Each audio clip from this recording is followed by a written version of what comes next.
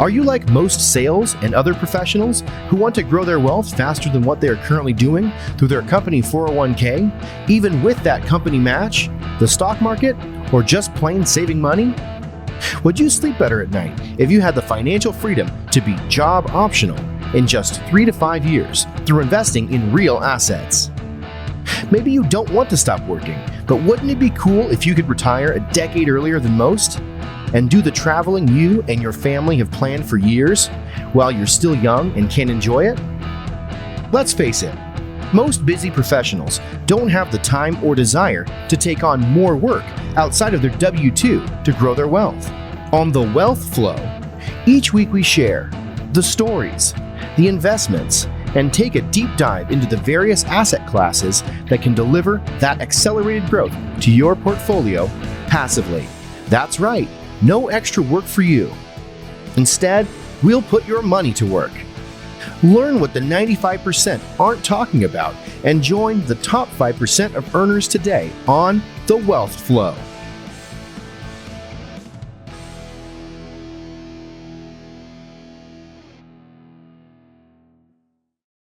All right, welcome to The Wealth Flow. My guest today is Ben Fraser. Ben is the Managing Director and Chief Investment Officer at Aspen Funds, an Inc. 5000 company, and is responsible for sourcing, vetting, and capital formation of investments.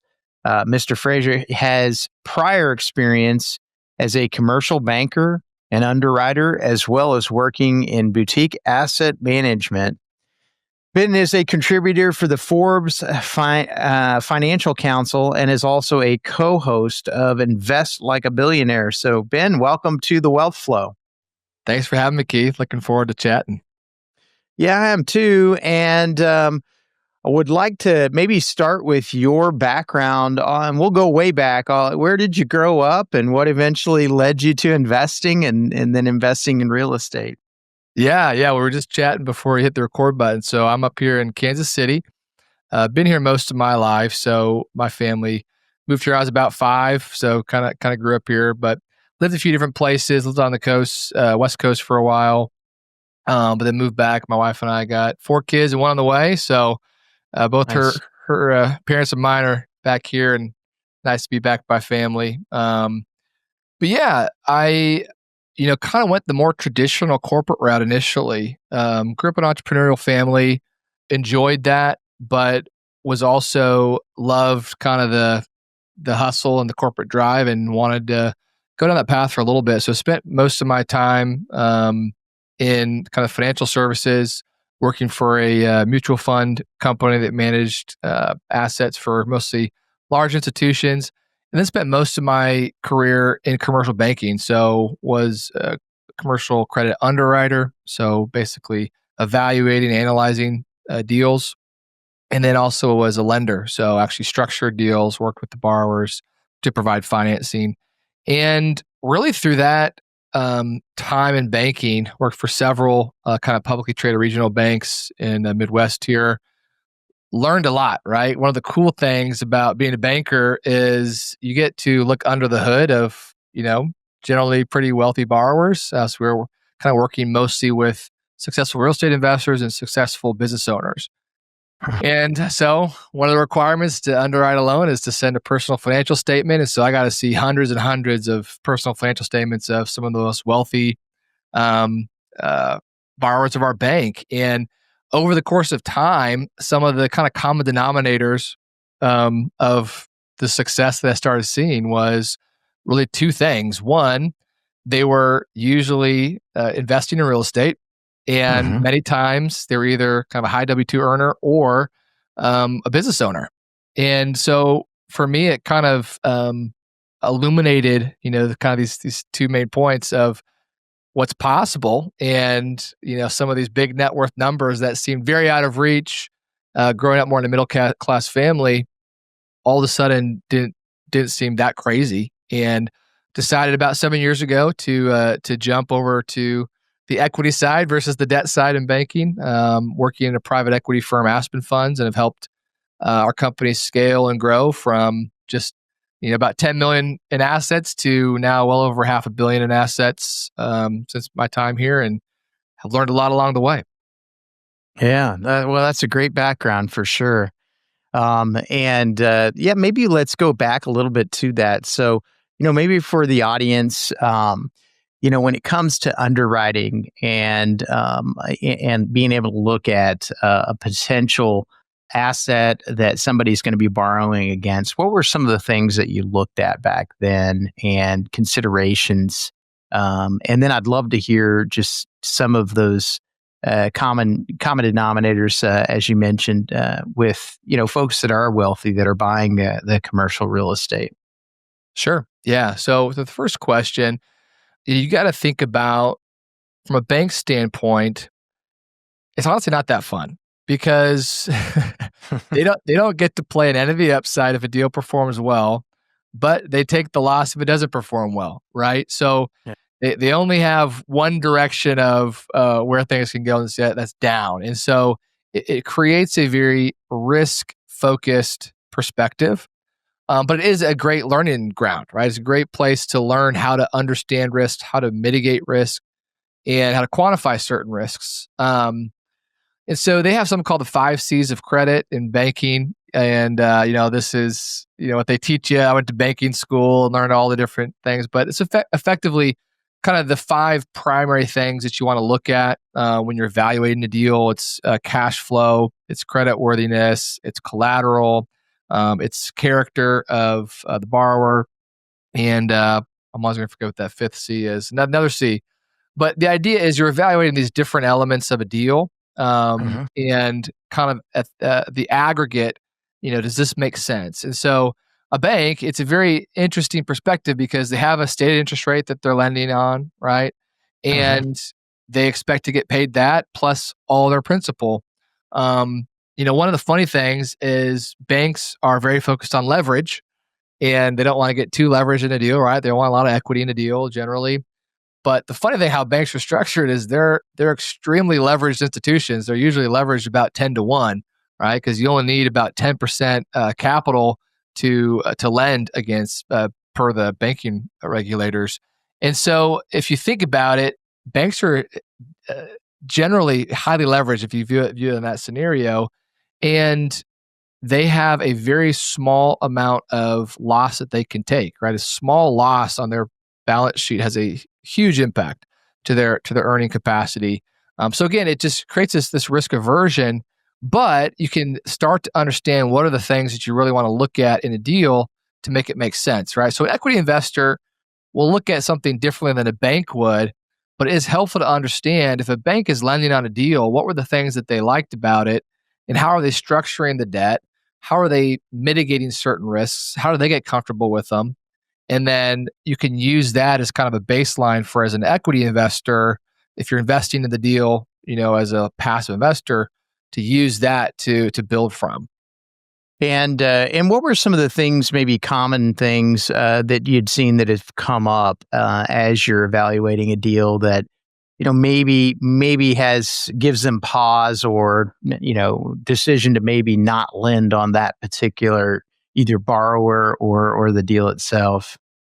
Yeah, sure. So probably very similar to a lot of the things the equity investors are going to look at, the banks are going to look at probably with even a finer microscope, right, of understanding what these risks are. The first thing that I think of and is probably very similar to equity investor is track record, right? Who is the borrower, right? So of the 5 C's, you have 4 of them are quantifiable. One of them is called character and character of the borrowers, and that's a little hard to quantify, but it also usually becomes the primary focus of, is this going to be a good deal or not? Because, depending on how long you've been investing, in real estate and private equity, it's not the horse that you have, it's the jockey that's riding the horse, right? And that becomes the most important part of any deal, in my opinion, is who's behind the deal, who's behind the fund, and who's the one that's driving, what's their track record, right? So you're looking a lot at their portfolio. So we get the personal financial statement.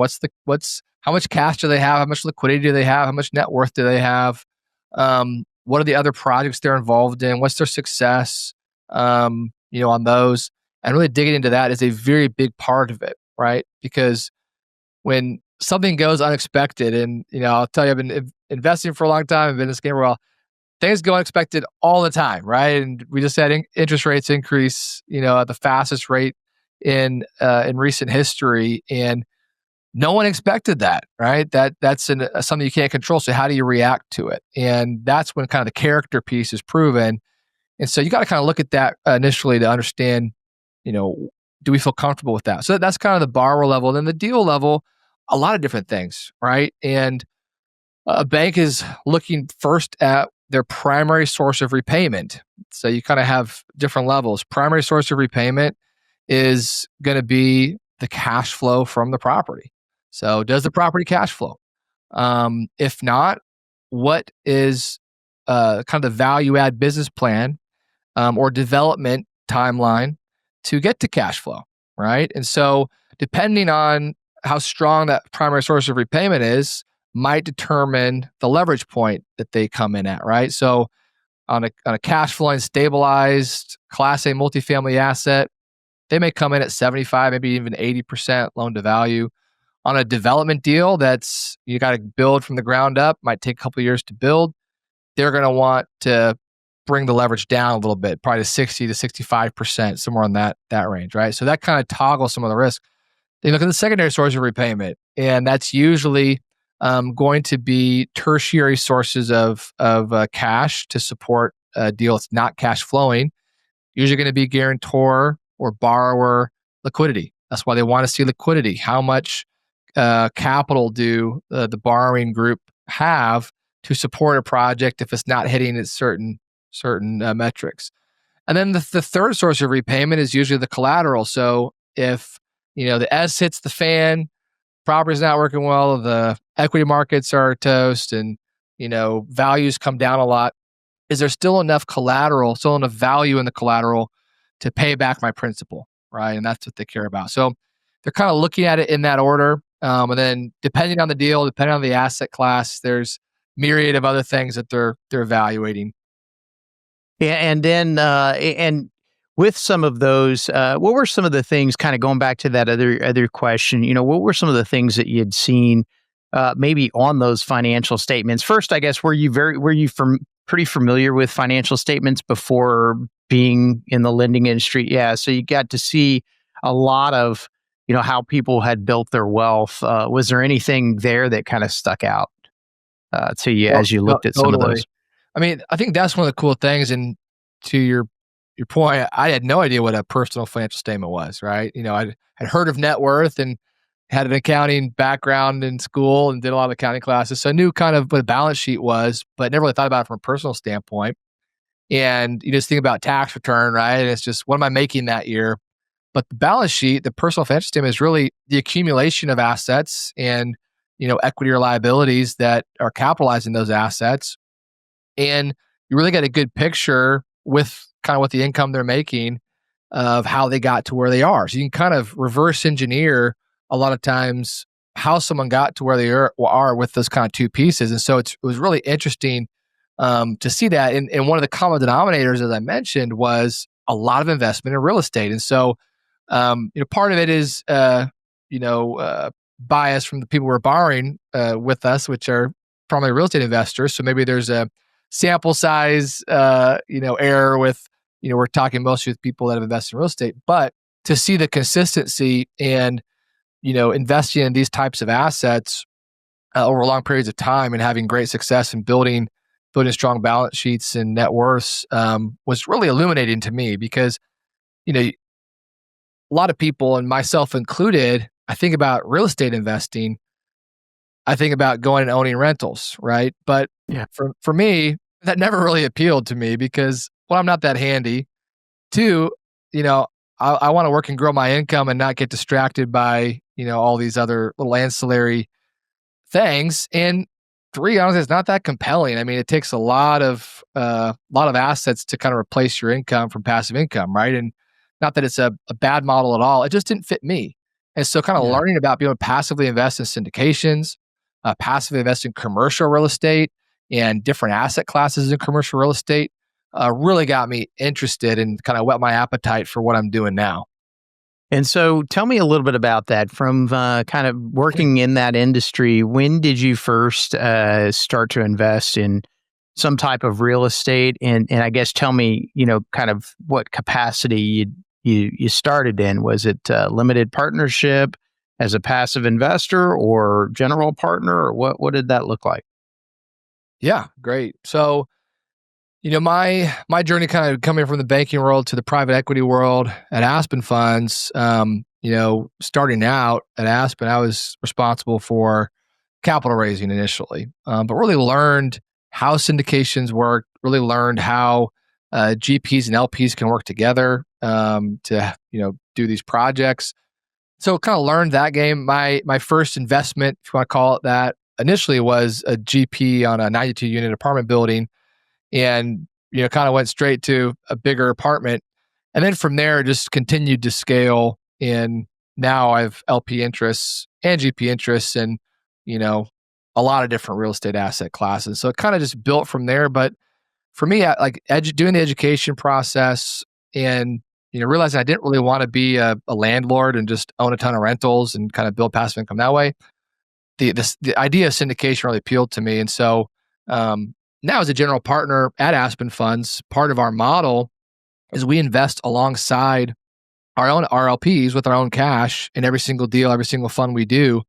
And for me, it's kind of a great built-in way to diversify my own portfolio, because all the deals that we're doing, I'm putting my own cash in, and I know them better than any other deal that I'm looking at, because I'm the one sourcing, vetting, and managing them.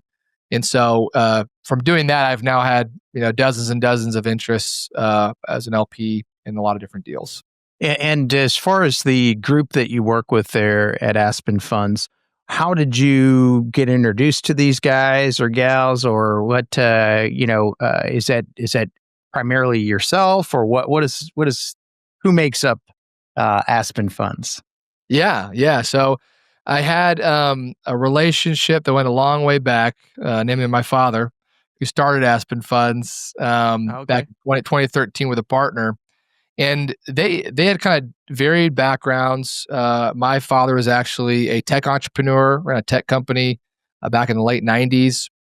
And then his founding partner, Jim, was a real estate guy, been in real estate for, over 30 years. In kind of 2013 era, they saw this opportunity in distressed debt, right? And so kind of coming out of the great financial crisis, there was a lot of that, and a great time to buy. You could buy, what they focused on was residential mortgages. You could buy these at pennies on the dollar, and then usually work with the borrowers and form a handful of different solutions, help them stay in the home, usually restart repaying, or go to the collateral and get exited through the asset.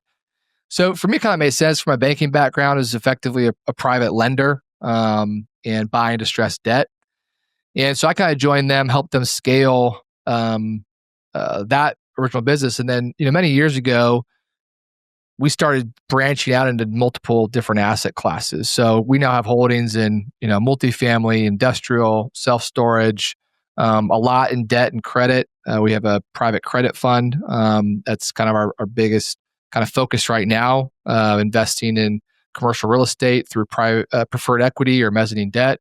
We've also invested a lot in oil and gas. We're very bullish on oil and gas. And so what's kind of formed our team, we have 4 partners. I'm one of 4. I'm the youngest by about 20 years. So I'm the workhorse. There, you got all the wisdom and the the gray hairs of multiple cycles to help keep us on track, and also bring a really unique breadth of knowledge into what we're doing, because we have from different partners experience in development, experience in oil and gas, experience in value add and financing and debt and all these types of things. So we can kind of aggregate our experience together and have these multiple verticals that we run, and it's worked really well. So how we find deals is kind of unique from other sponsors, where a lot of sponsors, especially the past few years, focus 100% on multifamily.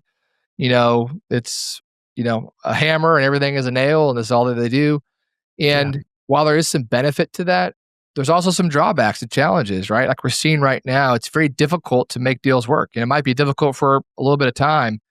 And so our approach has been a little more focused first on the economic drivers and trends that we're seeing at a high level, macroeconomic trends, and then creating and investing in verticals, building the best teams in those verticals, and then forming the capital to take advantage of those trends. And so we've built a pretty big LP base and have had, like I said, around about $500 million in assets across all those verticals. Nice. Okay. Well, let's maybe take a look at like some of those different opportunities. One thing I think you'd be good to speak on for sure would just be kind of the debt. You mentioned potential to invest and be part of mezzanine debt. Can you kind of explain that to the audience? What those different layers of debt look like, and what would be the purpose of having mezzanine, and kind of the benefits and the drawbacks to being in that position. Yeah, absolutely. So, mezzanine debt, preferred equity, these are a little bit different, but the idea is largely the same. So, in any asset, you have a capital stack, right? You have the debt and the equity combined to create the overall value of the asset, right? And so, in most scenarios, very kind of simple capitalization structures would have senior debt and common equity, right? And that's the simplest structure. So you're you're buying a apartment building. It's a value add apartment strategy, and you go maybe get some bank debt on it. You go raise the equity to purchase it and do the rehab, create the value. You've hopefully forced appreciation. And now maybe you can do a refinance, return that capital back to investors. Well, that's great in a lot of scenarios, but there can be different capital structures, and there's a variety of reasons why a different capital structure might make sense. And so what's been kind of around for a long time, but has become more common in recent years, is adding a layer of preferred equity or mezzanine debt behind the senior debt, but in front of the common equity.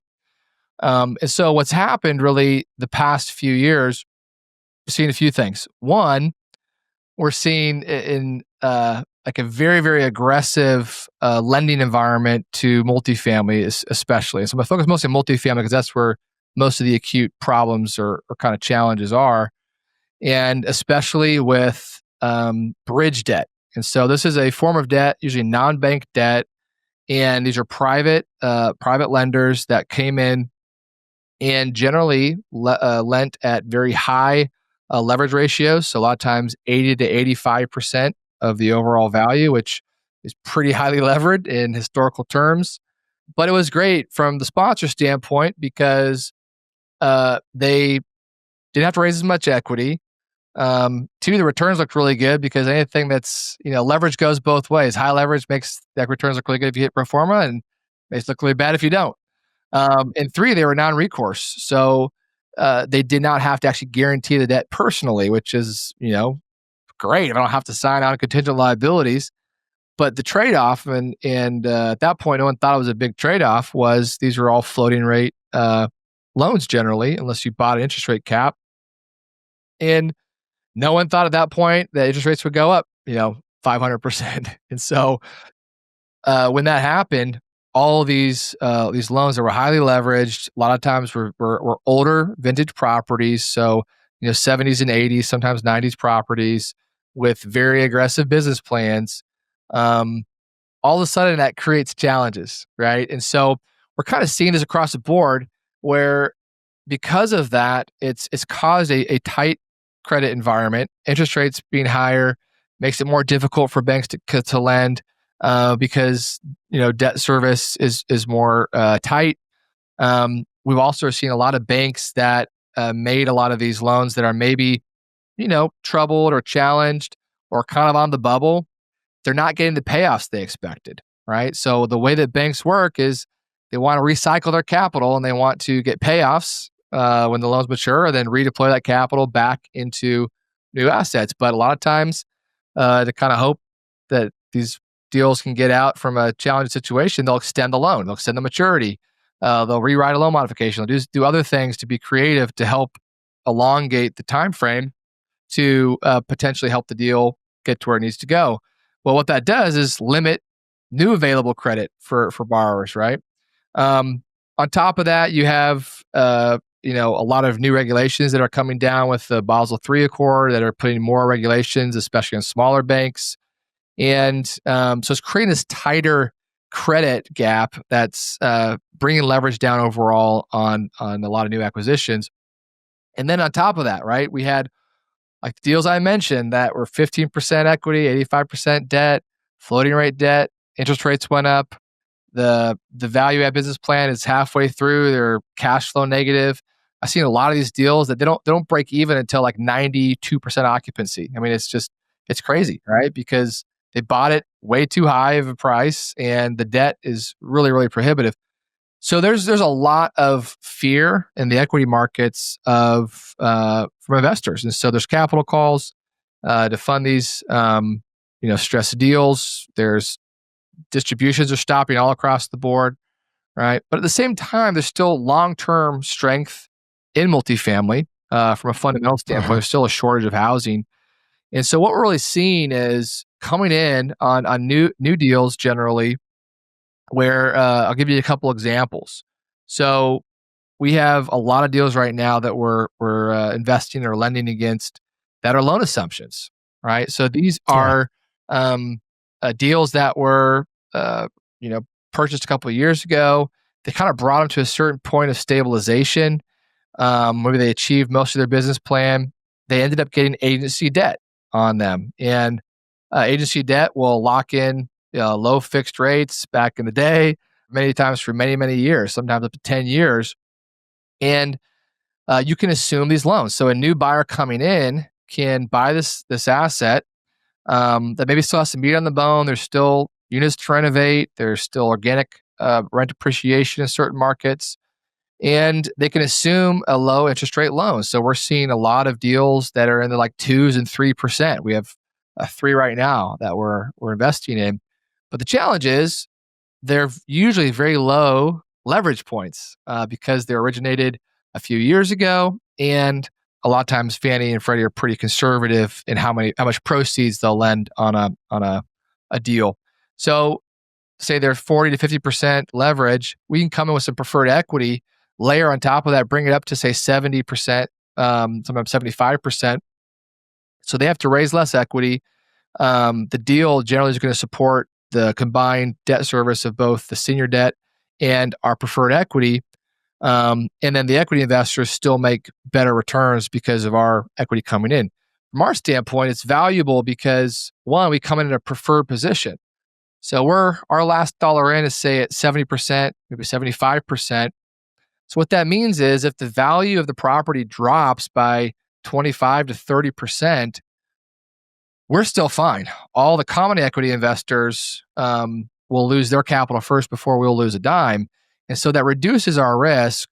And what we kind of give up for that, you said pros and cons, because there are cons, right? Is one, we don't get the upside. So if they achieve the business plan, they knock it out of the park, equity investors make crazy returns. We don't participate in that. But we participate in a contractual rate of return. Sometimes we'll get some different fees or back-end fees or equity kickers in different deals. But for the most part, it's kind of a baked in, we're hitting kind of mid to high double digits total return on a gross basis. And that's kind of what we expect to earn. But we're earning that with a much lower risk and a much lower variance of return, right? One deal, does great and the equity investors make a ton of money, and one deal doesn't go so great and they lose their capital, right? We have kind of more that middle of the road risk return. But right now, because where the market's at, it's actually, in my opinion, a much higher risk-adjusted return.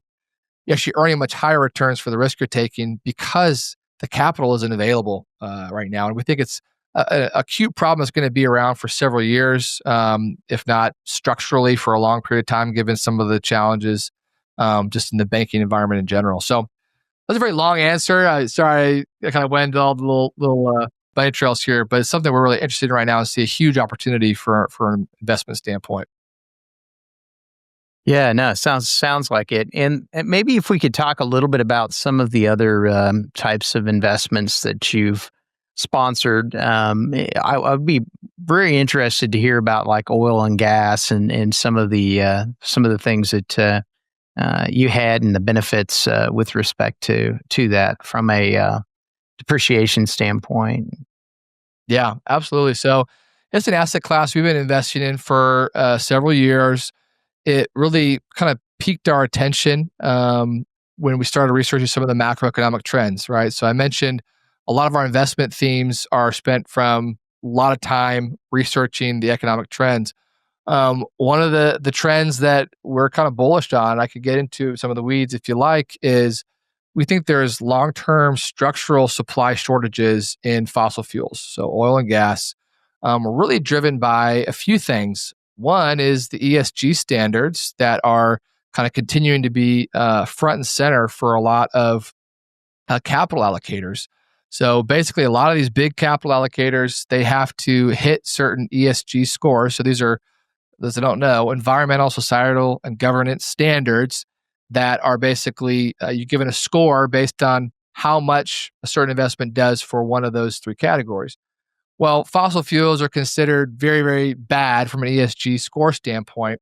And, this whole political thing we get into, which I won't, but it basically has shifted a lot of capital out of investment into oil and gas.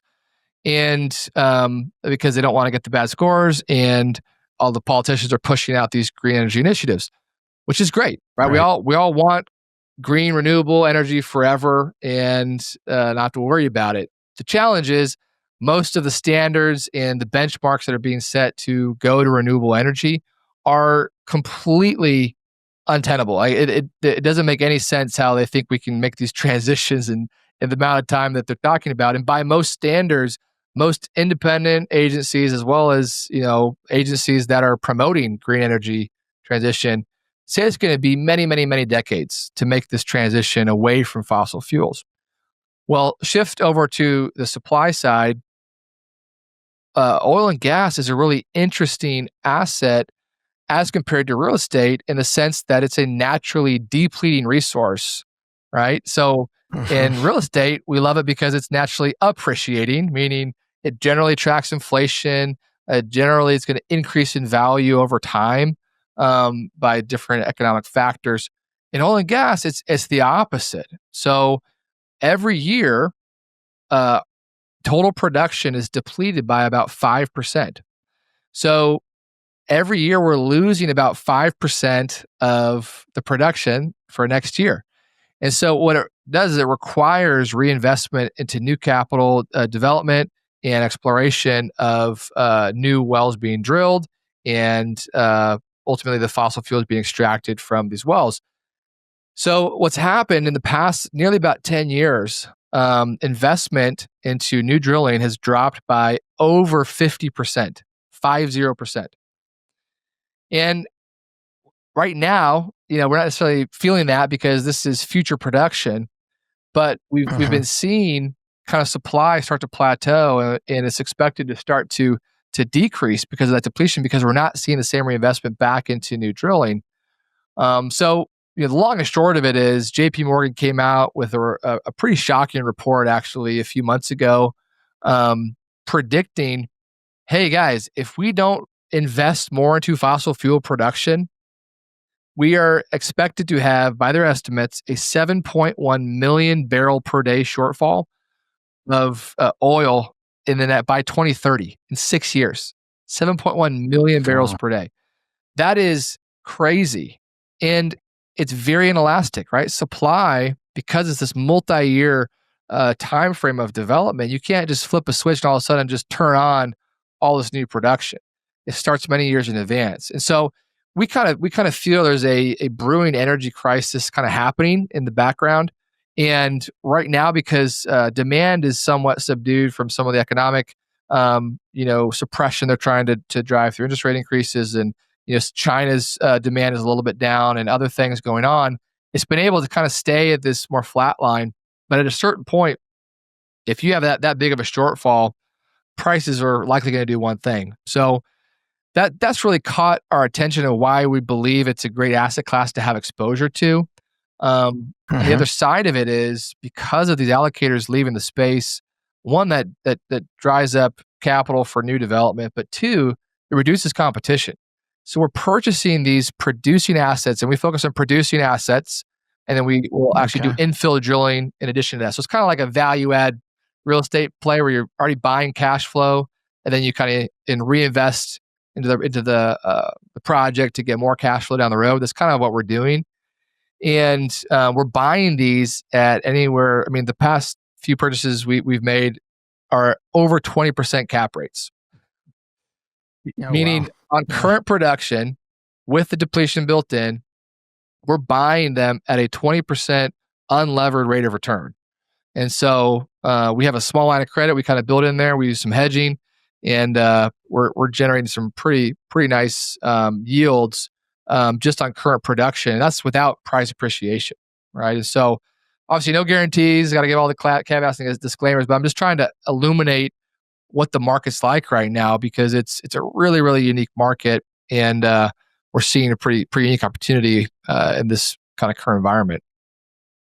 Yeah, it sounds like it. I didn't even really think about that type of a shortfall, but it makes sense just, with the regulations and with the green initiatives that have come out. Want to see if I understand part of what you said there as far as cash flowing.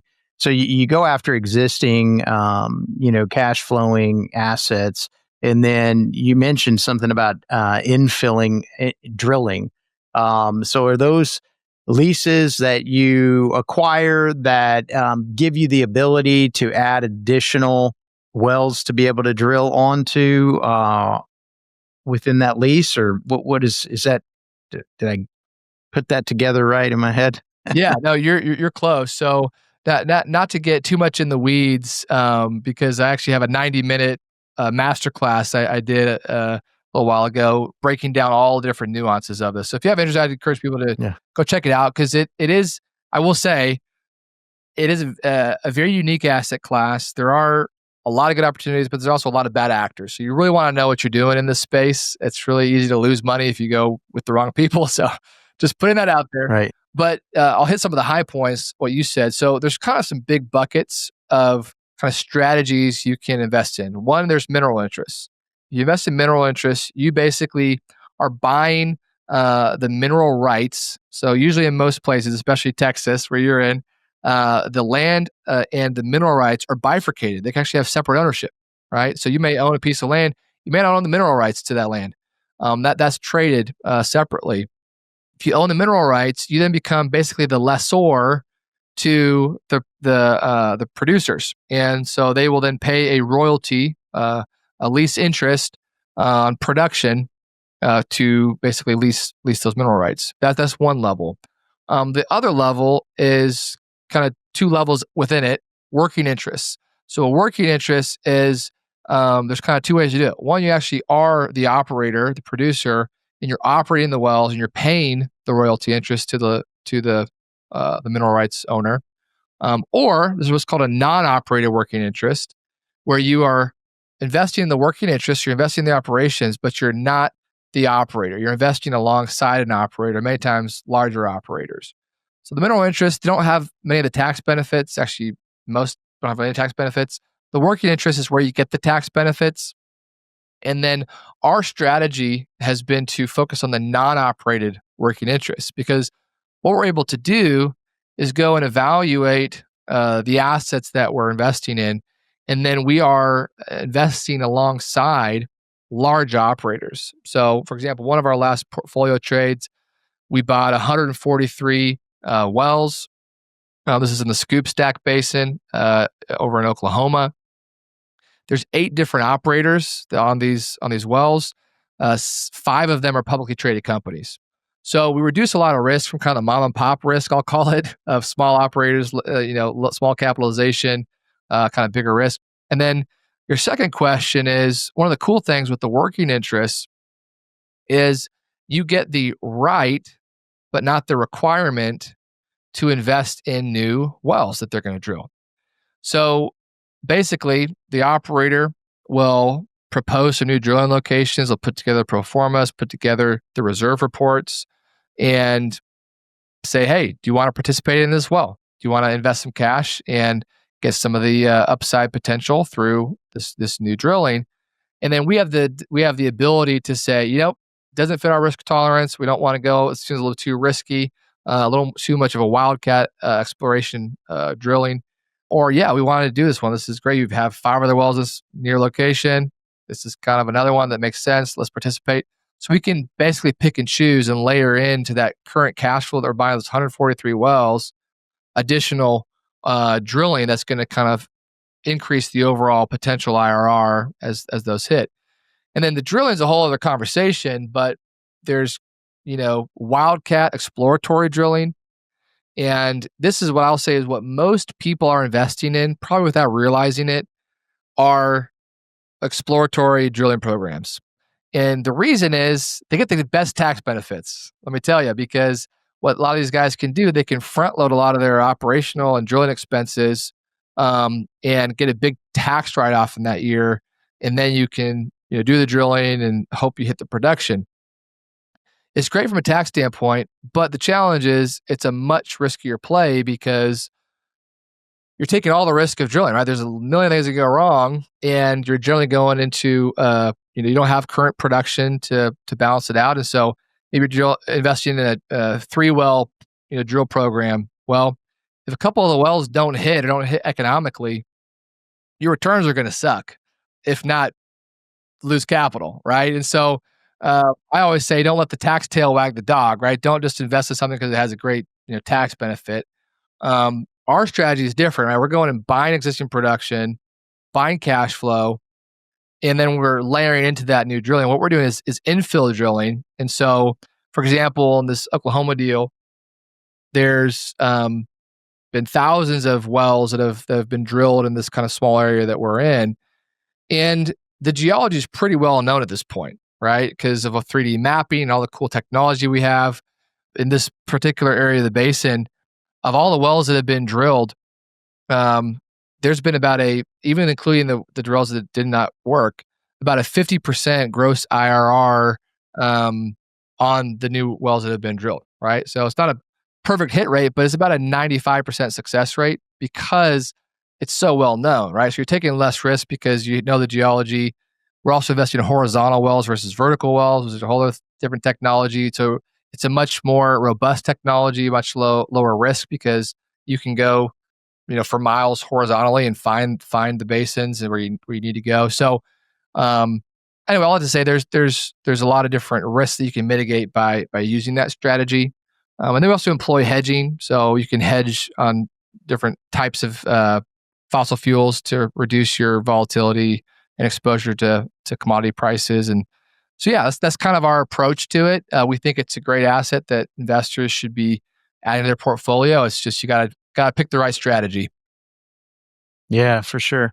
And I guess tell me a little bit about the depreciation that you're able to get on some of these. Is it for say just any of the limited partners that invest? How is that depreciation passed on to them, and kind of what does that look like? Yeah, so it's very similar to a real estate deal in that you'll get a K1. You're a joint owner of the asset, and in our case, because we're producing income, right? We have a hurdle we got to hit to create enough losses to be in excess of that, and so that kind of is driven by how much drilling are we doing, because when we're doing the drilling, we get all those tax benefits, but we're having to use them against the income we're earning. So the way I describe it is it's at least as good as real estate, because in real estate, a lot of your income will be tax sheltered. So it'll be kind of tax deferred income. In the best case scenario, we'll actually produce losses in excess of the income being generated. But again, that's a little bit of a wild card depending on how much drilling is being done in that particular time period in calendar year, et cetera. So again, if you're going for purely taxes, pure drilling programs can be great, but you gotta know what you're doing. If you want kind of a blend of cash flow plus upside plus some good tax benefits, kind of my strategy that I described is a good fit. If you don't want any tax benefits, you just want cash flow, you can go after mineral rights, though there are some downsides to that as well. So there's kind of different ways to get into it, given what your primary goal is to achieve. Yeah. Oh, that's very interesting. All right, Ben. And is there anything else that you guys are currently doing that you want to let the audience know about? I've got a couple other questions that I ask every guest, but just kind of wanted to see if we missed something. We covered a lot in this episode, so we'll leave it at that. All right, sounds good. I know we went down a few rabbit holes, but all good stuff and kind of interesting in each of those. Well, I guess, how can people find out more about you, Ben? Yeah, you can go to my website, which is aspenfunds.us, or you can check out our podcast called Invest Like a Billionaire. Awesome. All right. And a couple questions I have for you that I ask every guest, and one of them is, what advice would you give somebody who is maybe just starting out in their investment journey? Yeah.